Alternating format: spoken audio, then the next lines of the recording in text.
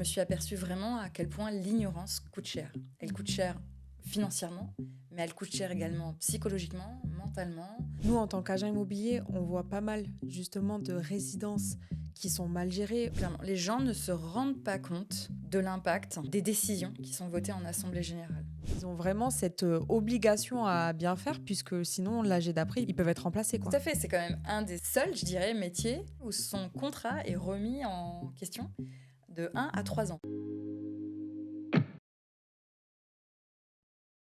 Bonjour à tous et bienvenue dans ce nouvel épisode de Money Tree. Aujourd'hui, on accueille Cécile. Bonjour Camille. Donc aujourd'hui, on va parler d'un sujet qui est très important en transaction immobilière et sur lequel je voulais vraiment faire un podcast spécifique.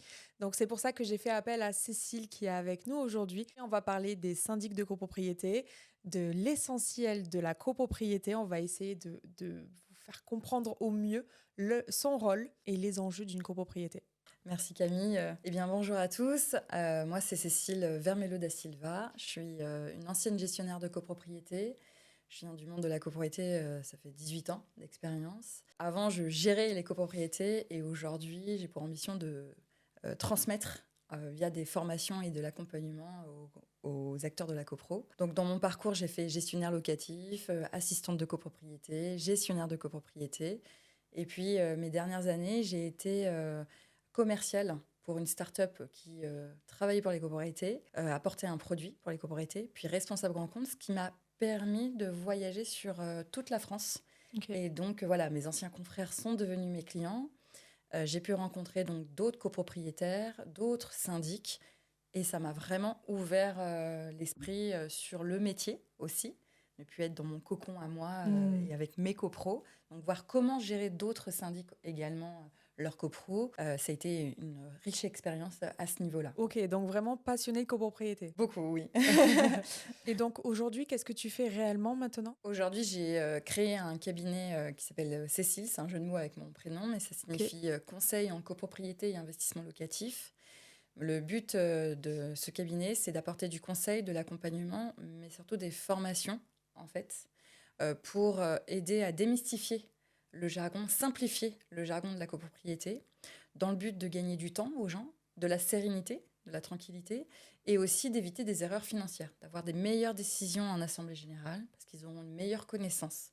Pourquoi ? Parce qu'en fait, grâce à cette expérience vécue lors de mes dernières professions, je me suis aperçue vraiment à quel point l'ignorance coûte cher. Elle coûte cher financièrement, mais elle coûte cher également psychologiquement, mentalement.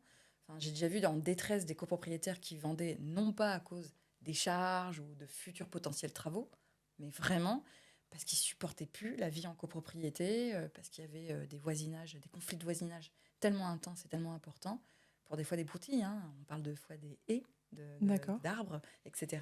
Et voilà. Donc aujourd'hui, je pars sur cet objectif de transmettre et plus gérer. Ok, d'accord. Nous, dans notre métier, ce que je disais tout à l'heure en introduction, quand on est agent immobilier, on donne souvent tous les documents d'assemblée générale, on contacte les syndics de copropriété quand il y a un pré-état daté nécessaire pour le notaire, pour la signature de la promesse de vente, pour voir si le propriétaire est à jour dans ses charges de copropriété. Mais concrètement, quel est votre rôle en tant que syndic ? Parce que je pense qu'il y a une grosse part de travail dans l'ombre, mais que du coup, nous, on ne voit pas forcément quand on récupère tous les documents. Donc du coup, quel est aujourd'hui votre rôle en tant que syndic de copropriété, au-delà de faire en sorte que tout se passe bien dans la copropriété ? Alors, c'est vrai que les gens ont pour habitude de voir le syndic principalement à l'AG et encore quand ils y participent. Il n'y a pas longtemps, j'ai fait une étude, j'ai constaté qu'il n'y avait que 8% de présentiel. Wow. Donc, c'est vraiment pas énorme. Ce n'est pas que ça, en fait. Pour arriver... L'Assemblée générale, c'est l'aboutissement d'une année de travail, voire des années de travail. L'Assemblée générale, c'est le moment où tu vas donner les informations clés de la vie de la copropriété. Mais par contre, pour préparer ça, le syndic, lui, il a toute une préparation.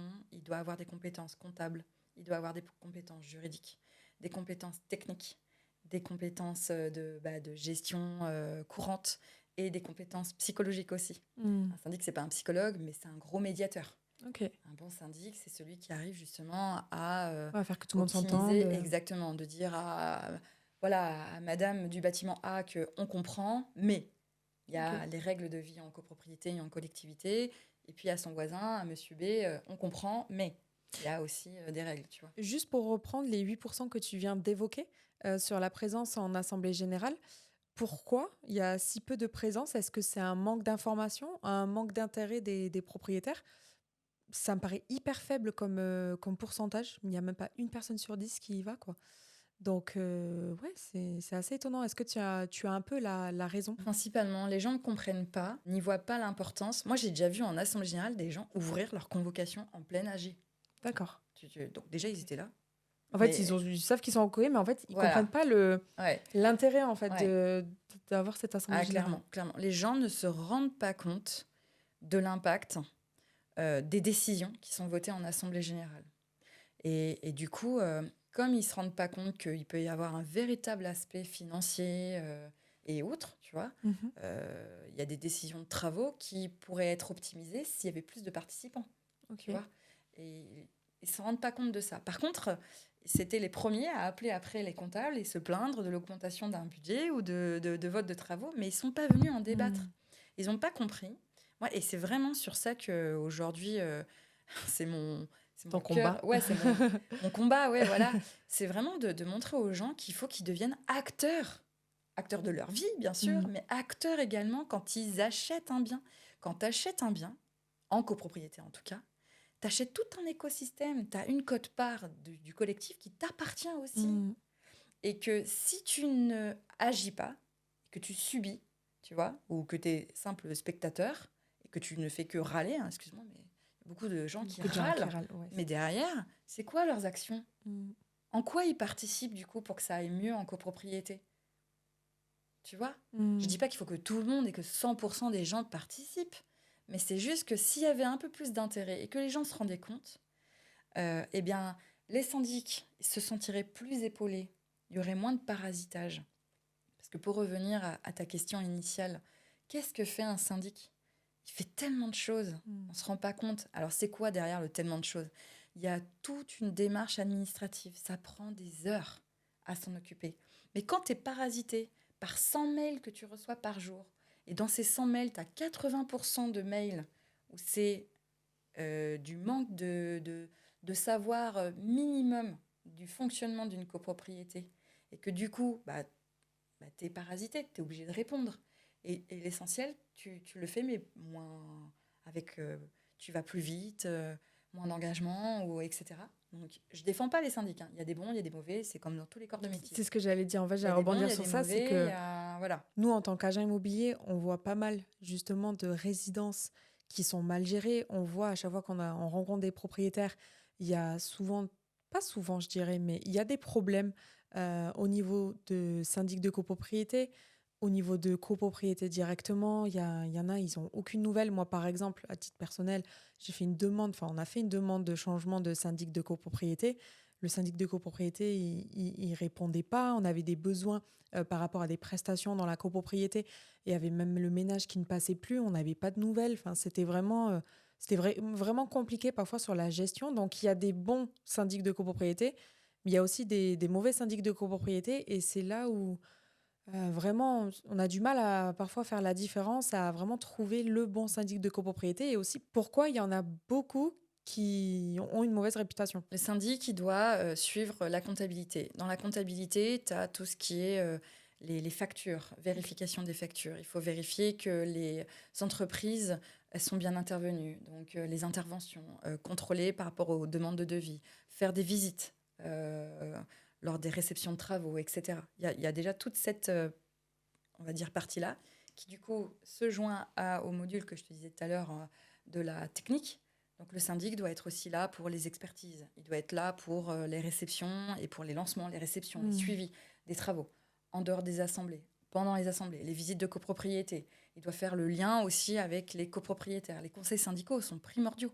Les conseils syndicaux, c'est ce qui... Enfin moi, en tout cas, c'est comme ça que je le faisais. Je travaillais en équipe avec mes conseils syndicaux. En tout cas, je Ok. faisais tout pour que on est vraiment dans un sentiment de l'union fait la force. Et si vous m'aidez, moi, je n'habite pas dans la copro. Un syndic n'habitait pas... Enfin, je n'habite plus, je suis plus syndic, mais quand j'étais syndic, je n'habitais pas dans la copro. Donc, mes yeux, c'était les membres du conseil syndical ou les copropriétaires qui étaient engagés, parce que des fois, ça peut faire un peu peur. On se dit, j'ai pas le temps, j'ai pas envie d'être au conseil syndical, mais un copropriétaire ou même des locataires, j'avais des locataires qui étaient hyper cool parce que ils nous donnaient des informations, ils appelaient, il y avait l'affiche dans le hall et ils nous appelaient, ils nous prévenaient.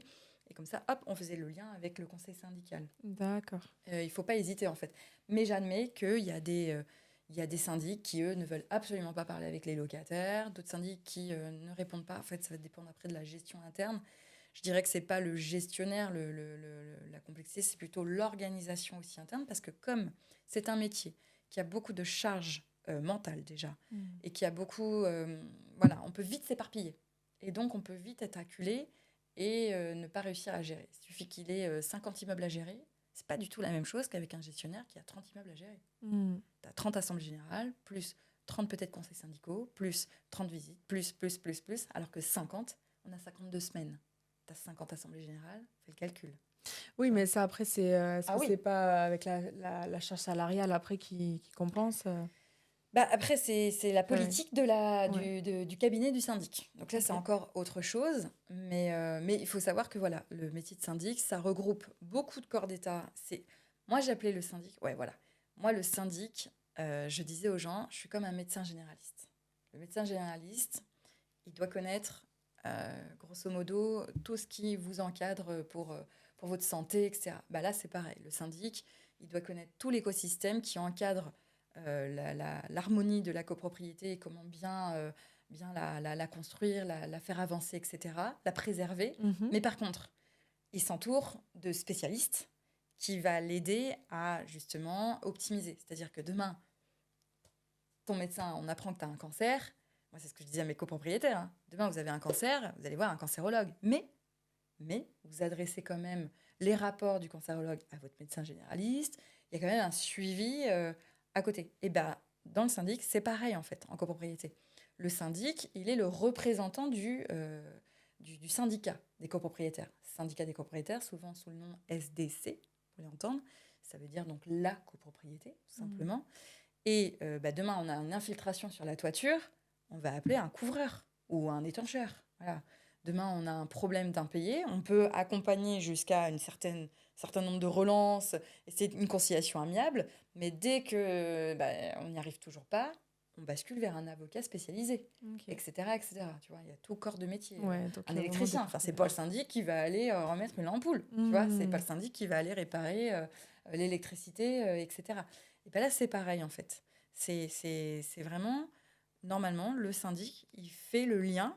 Il est le chef d'orchestre, médecin généraliste de la copropriété. Et il s'appuie de professionnels compétents. Ça, c'est vraiment primordial aussi pour lui. Et c'est ça qui fera qu'une copropriété sera bien, on va dire, traitée ou bien accompagnée ou bien... oui, c'est ça, bien accompagnée, bien entretenue. C'est si le syndic aussi s'entoure de bons professionnels compétents sur qui il peut compter et qu'il n'y ait pas de surprise, en fait. Ou que s'il y a un problème, parce que des travaux sans problème, moi, c'est ce que je disais à mes artisans, des travaux sans problème, ça n'existe pas. Moi, ce que je veux voir, c'est votre action derrière. J'ai un problème sur la copro, je ne veux pas vous voir prendre la fuite, quoi. Moi, si on travaille ensemble, c'est derrière, il y a un problème, on trouve une solution. Est-ce que tu as déjà entendu des syndics, justement, qui avaient fait un mauvais choix de prestataire ? Tu as déjà entendu des cas comme ça arrive souvent ? Alors, moi, c'est déjà arrivé, mais voilà, heureusement, ce n'est pas parti en conflit. Par contre, tu vois, je continue à m'informer et à me tenir au courant. Et pour le coup, pour apporter factuellement un problème qui est très récent, il y a la Cour de cassation qui a donc défini une copropriété, donc ça datait de 1995, qui avait fait une toiture, une rénovation de toiture. Et le syndic, c'est en Alsace, et le syndic n'a pas appliqué la dommage ouvrage, tu vois, en temps et en heure. Une dommage ouvrage, c'est 10 ans, pas plus. Au-delà de 10 ans, vous ne pouvez pas vous retourner contre l'artisan qui a effectué les travaux. C'est ce qu'on appelle la garantie décennale et dommage ouvrage. On ne rentre pas dans les détails, mais ce qui est intéressant de voir, c'est que la copropriété, du coup, a lancé une procédure à l'encontre de ce syndic et a gagné. Et donc là, ce sont les copropriétaires qui se sont réunis entre eux ? Accompagnés par le syndic. Ils ont changé de syndic. Le nouveau syndic les a aidés et les a accompagnés à lancer une procédure à l'encontre de l'ancien syndic pour faute, pour défaut. C'est très long par contre, hein, la justice française. Oui, bah là, tu me parles de 95. Alors, c'était les travaux. Mais D'accord. c'est en 2000... Après 2005, du coup. ouais, c'est ça. Ouais, voilà. Que du coup, ils ont fait le nécessaire. Là, ils se sont aperçus que le syndicat à l'époque n'avait pas engagé, alors qu'il y avait déjà des signalements d'infiltration de cette toiture. Tu vois, c'est juste pour te montrer un Mm. exemple que le syndic n'a pas tout pouvoir. Il a des devoirs. Et Mm. notamment, il a une responsabilité civile, professionnelle. Et du coup, un syndic ne fait pas ce qu'il veut. Là, pour le coup, il a dû payer plus de 40 000 euros de frais à la À la copropriété. copropriété. Ouais, et c'est parti en cour de casse. Donc, ça veut dire qu'il avait fait appel, puisque Mm. la cour d'appel avait déjà décidé ça. Ah oui, donc c'est le dernier recours. Enfin, c'est juste pour te montrer que, tu vois, Ouais. ça existe, en fait. Mm. Donc, voilà, il ne faut pas non plus avoir ce sentiment que le syndic fait ce qu'il veut. Oui, le syndic doit être à l'écoute des copropriétaires. Par exemple, quand il y a une demande spécifique, même les demandes, par exemple, de résolution en assemblée générale. Également, quand il y a une infiltration dans la résidence qui puisse le réparer.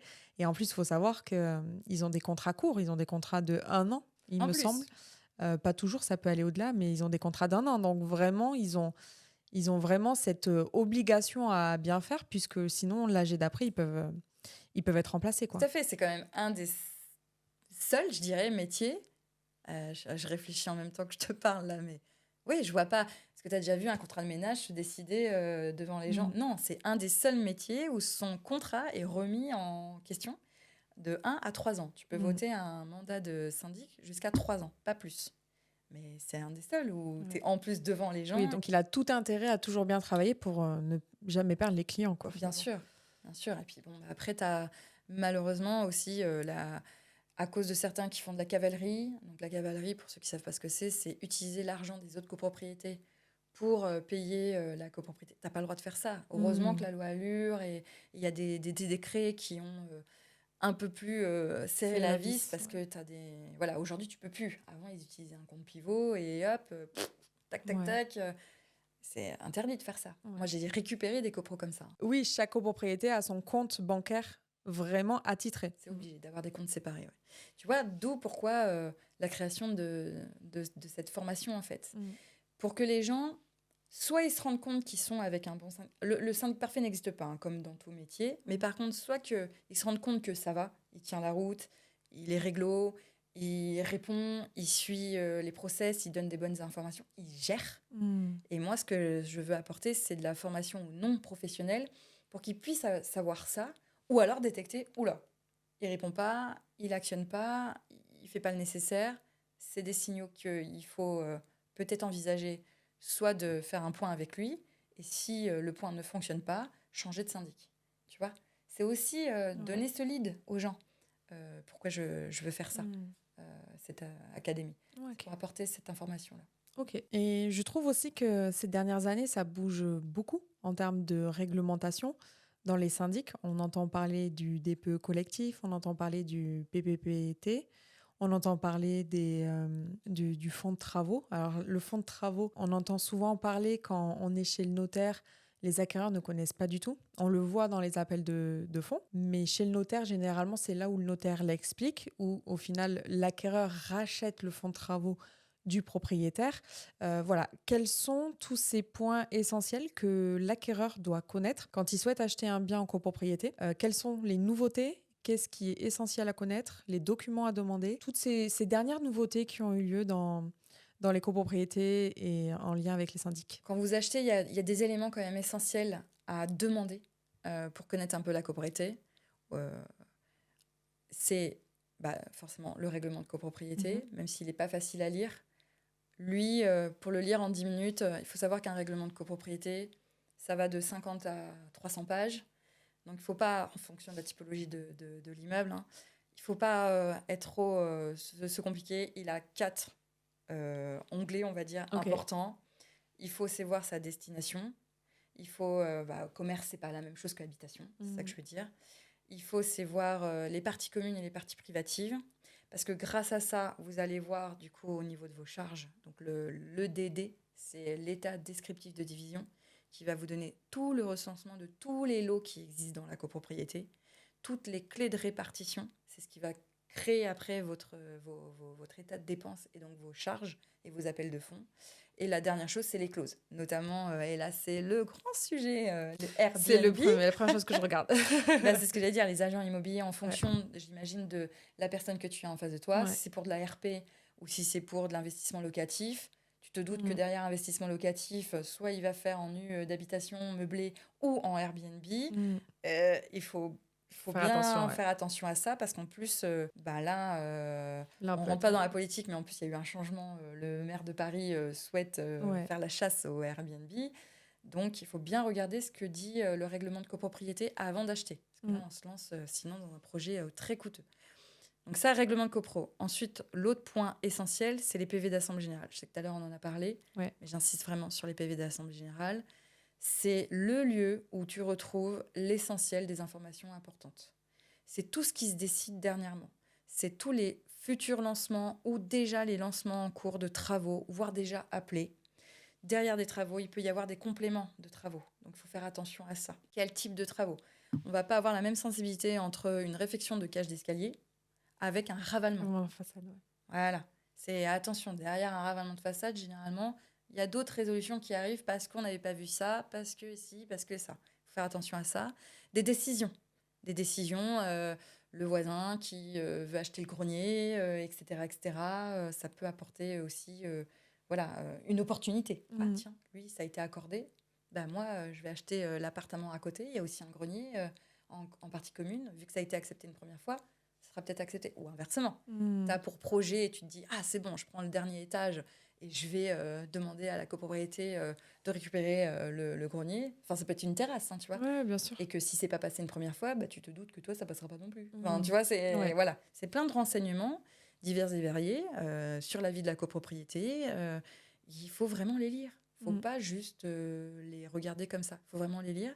L'autre point essentiel aussi, c'est le carnet d'entretien. Ça te montre si oui ou non bah, les contrats sont à jour, obsolètes, conformes, etc. Et le fonds travaux. Alors lui, j'insiste et merci Camille d'en parler parce que C'est un sujet important. c'est vraiment important. J'espère que les agents immobiliers en parlent de plus en plus et sensibilisent les gens. Surtout qu'il y a eu un changement. Avant, c'était rattaché au copropriétaire et c'était au bon vouloir de la copropriété. C'est-à-dire que c'était l'article 18, on faisait des provisions, si on le voulait ou pas. Donc, article 18 de la loi du 1865. Où c'était le syndic qui disait, bah voilà, on envisage dans quelques années de faire des travaux. Ce serait peut-être bien qu'on vote, qu'on provisionne des travaux. Avant, c'était au bon vouloir. Oui, non, et puis c'est tout. Depuis la loi Allure, c'est plus du tout comme ça. C'est obligatoire.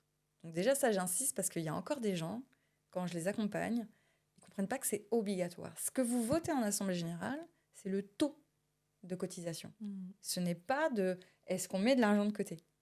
On est obligatoirement obligé de créer un compte loi Allure. Donc le syndic aussi, c'est obligatoire qu'il ouvre un compte épargne. Ce n'est pas mélangé à la trésorerie du Ouais, c'est budget vraiment, on courant. voit que c'est C'est vraiment à sur les part. charges, les appels de Oui, oui. charges, que c'est vraiment deux lignes distinctes. On voit vraiment deux lignes différentes sur les charges. On voit les charges générales et on voit vraiment la ligne fonds de Dans travaux. l'appel de fonds, Mm. tu vas avoir tout ce qui concerne les charges courantes. Mm.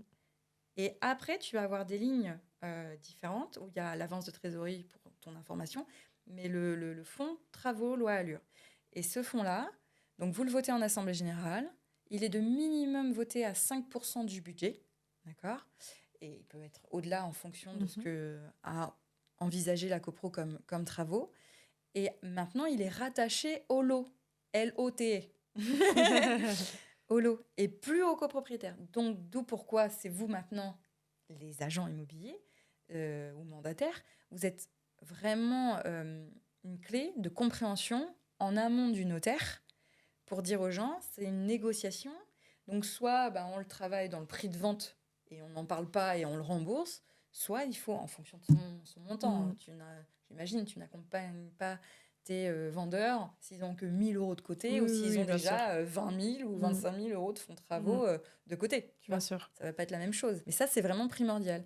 Et ces fonds de travaux sont en fait donc obligatoirement appelés en aparté de l'appel de fonds courant, Mensuel ou du trimestriel, ouais. budget. Voilà, exactement. Ça suit tes tes appels de fonds. Et c'est pour envisager des futurs travaux qui seront débloqués en assemblée générale. On ne peut pas utiliser l'argent des fonds de travaux, loi Allure, pour du budget courant. Si votre syndic fait ça, c'est une faute. Et ça, c'est plein d'informations importantes. Parce qu'en fait, on dévie le problème. Tu vois, là, dernièrement, j'ai accompagné une copro, c'était ça. Il y a un impayé, c'est parce qu'il faut suivre correctement les impayés, en fait. Et aujourd'hui, le fonds de travaux, il n'est pas alloué pour, par exemple, réparer quelque chose dans la copropriété. C'est quelque chose qui est vraiment utilisé spécifiquement, mais pas pour toutes les dépenses. On est d'accord? Non, pas réparer, non. Pour réparer jusqu'à une certaine somme. Oui et non. Si c'est pour de la réparation courante, non. On n'utilise pas le fonds de travaux loi Allure. On va utiliser le budget. Dans le budget, tu as déjà une ligne qui est pour les charges d'entretien récupérables et non récupérables, parce qu'il y a l'avis de la copro, etc. Par contre, on met à l'ordre du jour une décision de faire les travaux un tel, cage d'escalier, décision de remplacer la chaudière, décision de faire des travaux suite aux infiltrations sur la toiture. Voilà, tu décides. Tu fais voter en Assemblée générale, tu demandes l'accord de l'Assemblée générale. L'Assemblée générale est souveraine, en fait. Tu demandes l'accord de l'Assemblée générale.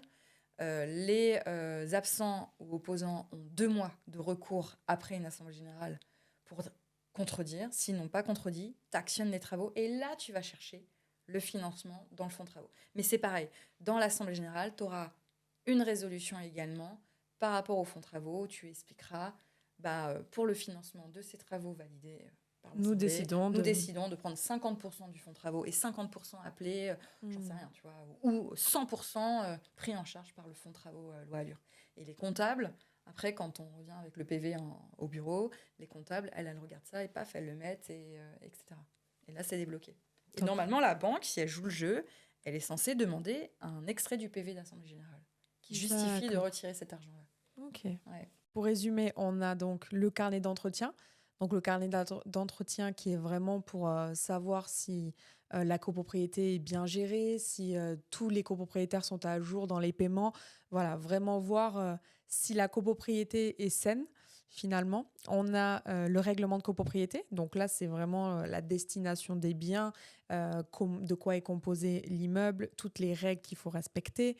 Donc ça, c'est très important aussi pour savoir la réglementation générale liée à cette copropriété-là, ce qu'on a le droit de faire et pas faire dans la copropriété. Et on a également les PV d'AG. Est-ce qu'on a d'autres documents également? Les annexes comptables. Les annexes comptables. Mais alors, quand je dis les annexes comptables, c'est pas simplement pour se dire « Ah tiens, la copro, elle a un budget de 100 000 euros. Ah ouais, ou 50 euros, enfin 50 000 euros, enfin j'en sais rien, en fonction de la taille. » C'est voir les impayés aussi. Les impayés peuvent avoir un impact énorme sur le fonctionnement de la copropriété. Tu peux vouloir faire des travaux dans ta copro. Si tu as un trop fort taux d'impayés... Qu'est-ce que tu appelles un trop fort taux d'impayés? C'est quand tu dépasses un tiers du budget. Là, ça commence à... Là, il y a warning. Là, ça commence à faire beaucoup. Parce que pour aller récupérer ces fonds-là, il y a eu un loupé, quoi. Enfin, parce que, oublie pas, la justice, c'est long. C'est-à-dire entre le moment où tu vas lancer une procédure, etc., les tribunaux, ils sont acculés. Donc, tu peux avoir 9 mois qui passent. En 9 mois, tu as déjà 3 appels de fonds. Donc, tu avais déjà un arriéré de charge avec ton copropriétaire à qui tu t'es dit, bon, il y a une bonne fois, on lui propose un arrangement amiable. Il a payé 2, 3, 4 fois, et puis après, il arrête. Et comme en plus, tu sais, ça devient un cercle vicieux si tu fais pas attention. Il a déjà un arriéré, il y a les nouvelles charges qui arrivent, tu essayes de t'arranger avec lui, mais s'il joue pas le jeu... en fait. Exactement. Donc quand tu arrives normalement chez l'avocat, il y a déjà une certaine somme d'argent, tu vois. Et donc du coup, ça fait que ça va additionner et ça peut... alors un copropriétaire, ça va, mais si tu en as 10, voilà, là pour moi, c'est warning. Non, mais c'est super intéressant parce que les acquéreurs, et surtout, je pense, aux personnes qui veulent y habiter, ils font pas forcément attention à tous ces documents. Les investisseurs, ils sont plus compétents, on va dire. Ils connaissent vraiment tous les documents qu'il faut analyser, généralement. Mais c'est surtout les acquéreurs. Parfois, ils ont des coups de cœur sur des appartements. Ça les intéresse même pas de se renseigner sur le règlement de copropriété ou les PV d'AG. Et donc, du coup, ils ne voient pas en fait tout ce qu'il y a Le derrière. cœur peut coûter cher. Exactement. Le coup de cœur peut coûter cher. Et on n'a pas parlé du PPPT. Le PPPT. Du fameux PPPT qui est en fait, qui est un document chaque année qui est présenté, libre à chaque copropriété de le faire ou non. Mais en tout cas, chaque année, il est présenté en assemblée générale tant qu'il n'est pas fait. Du coup, on n'en a pas parlé, et également du DPE collectif. Est-ce que tu peux nous parler de ces deux documents ? Aujourd'hui, avec les DPE qui se sont... comment dire, aujourd'hui, la loi, elle exige que les DPE, F, G, voilà, à partir de 2025, c'était les H. Les F. Les F. Ouais. F et G, c'est 2000. 28. Pardon, les G et les F, c'est Voilà. 2028. Voilà. Bon, voilà, dans l'ordre. Donc, forcément, ça alerte. Et puis, ben, tu as beau être copropriétaire si toi, tu veux faire des travaux, mais que ta copropriété n'a pas fait. On revient à ce que je disais tout à l'heure initialement. Quand tu achètes en copropriété, tu achètes un bien privatif qui t'appartient, mais tu achètes aussi un écosystème collectif. Et donc, qu'est-ce qui te protège enfin, voilà, tout ce qui est ravalement, toiture, chaufferie, les fenêtres, les huisseries, tout ça, c'est partie commune, tu vois. Sauf de ton appart. Bien sûr. Le reste, oui, bien sûr. fait. Tu peux pas faire une isolation par l'extérieur, par exemple, de ton appartement, mais par contre, tu peux le faire par l'intérieur. Mais tu perds des mètres carrés quand on voit le prix du mètre carré. Exactement. Voilà. Donc, en fonction du DPE de ta copropriété, il y a en effet des actions à mener pour créer un PPPT. Un PPPT, déjà, pour les gens qui ne savent pas ce que c'est, ça signifie un projet de plan pluriannuel de travaux. En clair, ce sont des sociétés spécialisées qui vont faire un check-up de votre copropriété et qui va voir que par rapport justement à tout ce que je vous disais, dans toutes les parties communes, là où il y a des déperditions de chauffage et par rapport aux informations qu'ils auront collectées du DPE, donc c'est pour ça que en premier c'est le DPE et après c'est le PPPT, grâce à ça, ils vont pouvoir lister plein de solutions de travaux à effectuer et dans quel ordre et quel coût ça va être et pour combien de temps en fait. Donc c'est une vraie synthèse de c'est un planning en fait, il faut faire tous ces travaux. Voilà. Et ça rentre dans le cadre de la suite logique après, c'est la rénovation énergétique notamment. D'accord ? Initialement, c'est ça. Et pour faire ça, c'est des coûts monstrueux. Donc pareil, tes acquéreurs, c'est quelque chose qui se prépare en fait, parce que tu peux avoir des acquéreurs qui ont le financement pile poil pour l'achat de leur appartement, mais pas du tout pour après envisager des futurs travaux. Et des fois, attention, c'est aussi important de lire les PV d'Assemblée Générale parce qu'il y a des petites infos. C'est-à-dire que ce n'est pas en résolution type encore mis PPPT. Par contre, il y a le DPE, de savoir qu'il a été lancé, fait ou en cours de projet. Il faut lire absolument pour avoir ce genre d'infos et le demander à l'agent immobilier qui, lui, va le demander au syndic pour savoir est-ce que dans les futures années est prévu... Bon, après, tu as l'âge aussi de la copro et l'État. Hein. Oui, bien sûr. Tu vois l'État, tu dis, bon, lui, à un moment donné, il y aura bien un BPT qui va être voté. Bien sûr. Mais du coup, ça peut préparer en fonction de ton client que tu as en face de toi, comme tu disais tout à l'heure, à juste titre, hein, l'appart, il est magnifique. Oui, mais est-ce que je pourrais assumer derrière sa rénovation Voilà. Ou alors, négociation avec le vendeur j'envisage de l'acheter, mais par contre, je sais qu'il va y avoir le PPPT. Donc, c'est une négociation à prendre en compte. Tout à fait. Je pense qu'on a fait le tour pour ce podcast de ce sujet-là. Donc, merci Cécile. En fonction de vos retours, je pense qu'une partie 2 est nécessaire pour aller encore plus loin. Et il y a tant de choses à dire, en fait, tout simplement.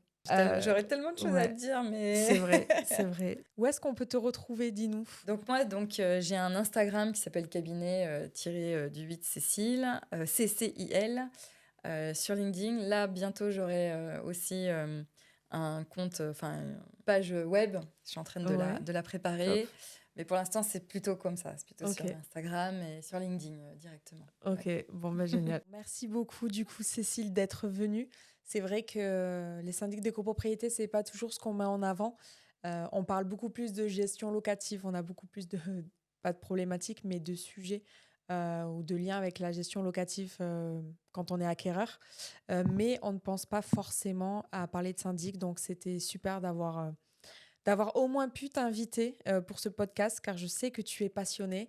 Et du coup, c'est toujours enrichissant de parler de ce sujet-là, même si c'est un peu moins fun, vu que les syndics, c'est vraiment de la gestion pure de copropriété. L'idée, c'est vraiment de venir un peu remettre l'église au centre du village. J'aime bien dire Exactement. ça. C'est devenir leader, en fait, et ne plus subir. Faites attention aux décisions parce que, encore une fois, j'ai commencé par ça et je finirai vraiment par ça. L'ignorance peut vraiment coûter Coûter cher, cher, en ouais. fait. Donc voilà, je ne veux pas que vous deveniez des spécialistes et des futurs gestionnaires, même si ça peut vous donner une vocation, mais c'est plutôt vraiment sensibilisez-vous qu'il y a un impact financier, psychologique. Et du coup, quand tout le monde a un peu plus d'informations sur la vie en copropriété, on va faire un peu plus attention, on n'oublie pas qu'on n'est pas tout seul. Et du coup, forcément, on rentre dans un cercle vertueux, en fait. Et on sort de ce cercle vicieux. Tu as un podcast aussi. Eh bien, ça y est, je viens de passer ma certification, mon oral mercredi dernier. Donc, ça y est, je vais pouvoir lancer le podcast qui s'appellera Vie ma vie en copro. Ok. Et mon but, c'est vraiment que les gens puissent raconter leur histoire. Donc, j'invite les copropriétaires, conseils syndicaux, syndics bénévoles, investisseurs, mais également les professionnels. Parce que le but, ça va vraiment être en 2 formats. Faire des petits formats de j'explique ma vie réelle de ce que j'ai subi lors de la copropriété et d'avoir des professionnels qui, par rapport à ces conséquences-là, qu'est-ce qu'il aurait fallu faire. Et mon but, c'est vraiment de montrer aux gens qu'ils ne sont pas seuls. Que ce qu'ils vivent, eux, dans leur copro, un mur qui s'est effondré, des impayés, un problème d'infiltration ou dégâts des eaux qui a, en cascade, fait d'énormes frais, ils ne sont pas tout seuls. Il y a plus de 600 000 copropriétés en France. On est des millions de copropriétaires. Donc J'ai voilà. trop hâte d'aller écouter ça. Exactement. Merci beaucoup et puis à bientôt pour un nouvel épisode.